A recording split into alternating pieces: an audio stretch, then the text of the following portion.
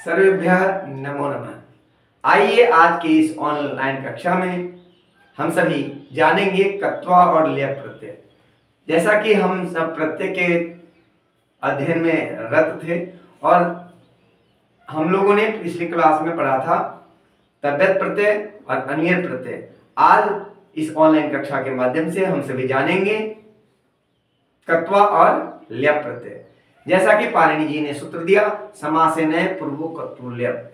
कत्वा और ल्यप प्रत्यय का प्रयोग, दोनों का प्रयोग पूर्वकालिक क्रिया के साथ ही किया जाता है। अब हम सभी जानेंगे पूर्वकालिक क्रिया होती क्या है। दूसरी बात, यदि किसी शब्द में कत्वा, त्वा या ल्यप लगा है तो उसकी पहचान हम कैसे करेंगे, यह समस्या बच्चों के साथ होती है। और कैसे लगाएंगे यह भी समस्या होती है।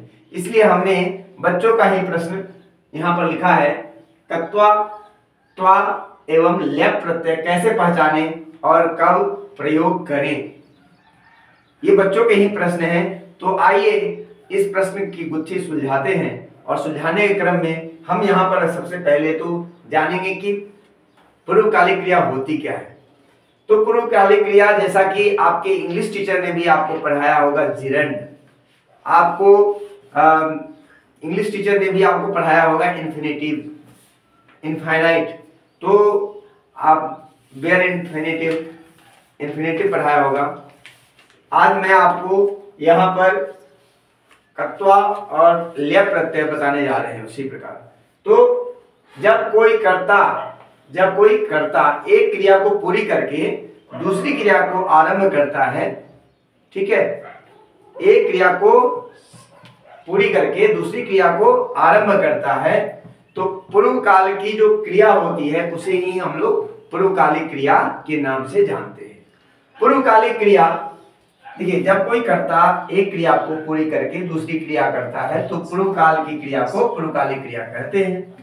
पूर्व काल यानी पहले होने वाली क्रिया, यानी पहले के समय में जो घटना घट चुकी है उस क्रिया को हम लोग कहते हैं पूर्वकालिक घटना, है ना।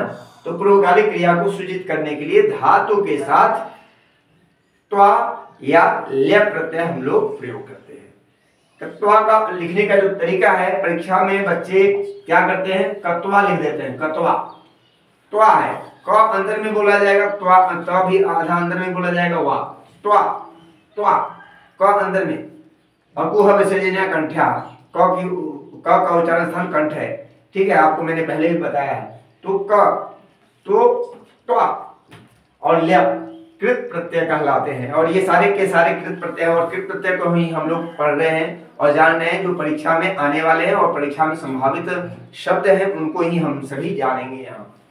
तो जैसा कि हमने पहले ही डिस्कस किया, त्वा प्रत्यय का त्वा शेष बच जाता है और पूर्व काल की क्रिया का धातु किसी उपसर्ग या समास द्वारा किसी अन्य शब्द से जुड़ता है, तो वहां कत्वा न लगाते हुए ल्यप प्रत्यय का प्रयोग हम सभी करते हैं। तो ल्यप प्रत्यय का प्रयोग कहां करते हैं, ल्यप प्रत्यय का प्रयोग भी पूर्वकालिक क्रिया में करते हैं, परंतु यदि पूर्व काल की क्रिया धातु किसी उपसर्ग से या समास द्वारा अन्य शब्द से जुड़ा हुआ है, समास द्वारा यदि जुड़ा हुआ है, तो वहां पर हम लोग क्या करेंगे, ल्यप प्रत्यय लगाएंगे।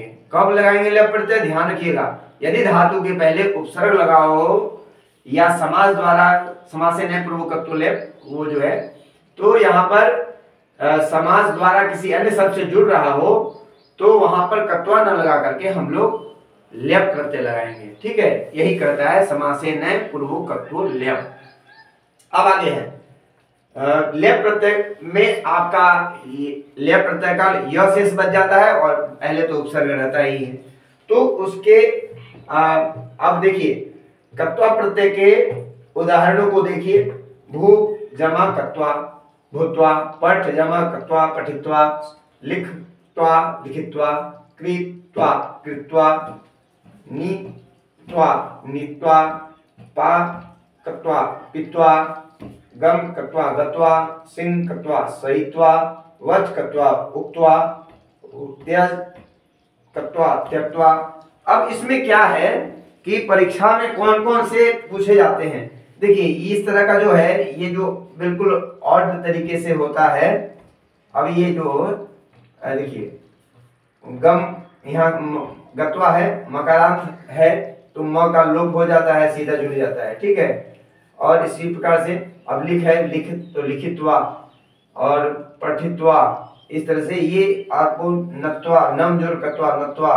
बच्चे इन सब को, जिसको मैं अंडरलाइन कर रहा हूँ, टिक लगा रहा हूँ, इसको परीक्षा में बच्चे नहीं लिख पाते हैं, इसलिए इन शब्दों को विशेषकर आप ध्यान देंगे और आप इसे आप अपने कॉपी में लिख लेंगे। और आशा करते हैं कि कत्वा प्रत्यय समझ में आ गया होगा। और लेप प्रत्यय, लेप प्रत्यय में भी क्या है, लेप प्रत्यय में मैंने जैसा पहले बताया कि पहले उपसर्ग होगा, उपसर्ग होगा, उसके बाद क्या होगा, उपसर्ग होगा, उसके बाद धातु होगा, उसके बाद य, लेप, ठीक है। लेप का य, पहले उपसर्ग, फिर धातु, फिर लेप, लेप का य से बच जाता है। तो अनुभूय, अनुभूय माने अनुभव करके। उत लिख लेप, उत लिख लेप, उल्लिख्य, उल्लिख्य ऊपर लिखकर। सम श्रु लेप, संश्रुत्य। प्रग्रह लेप, प्रग्रह लेप, प्रग्रह्य। प्रणम लेप, प्रणम्य। बच्चे इन सब के प्रयोग में गलतियां करते हैं, इसलिए मैं आपको बता देता हूं कि आप इन्हें ध्यान पूर्वक देखेंगे। यह प्रायशः पूछा जाता है कि इस तरह से प्रकृति को अलग करें और प्रत्यय को अलग करें, या प्रकृति प्रत्यय योज्य अथवा विभज्य लिखंतु, इस तरह के प्रश्न आते हैं परीक्षा में। तो प्यारे बच्चों, प्यारे दर्शकों, जैसा कि आप सभी जानते हैं कि आज मैंने आपको बताया कत्वा और लेप प्रत्यय। तो त्वा और लेप प्रत्यय को जानने के बाद आपको मैं दूसरे प्रत्यय, सत्री प्रत्यय और सानस प्रत्यय और अक्तवतु और अक्तव प्रत्यय आदि प्रत्ययों को लेकर के अगली कक्षा में हम उपस्थित होंगे। तब तक के लिए स्वस्थ रहें, आप कुशल रहें। इसी मंगल कामना के साथ मैं अपनी वाणी को विराम देता हूँ। आशा करता हूँ कि आप सभी समझ गए होंगे कत्वा और लेप प्रत्यय। कत्वा और लेप प्रत्यय दोनों पूर्वकालिक क्रिया के साथ प्रयोग किए जाते हैं, इस बात का ध्यान रखेंगे। साथ ही साथ जब लगता है तो रूप कैसा बनता है आपने समझ लिया होगा। धन्यवाद। पुनर्मिलिष्यामः नूतन प्रत्ययेन सह।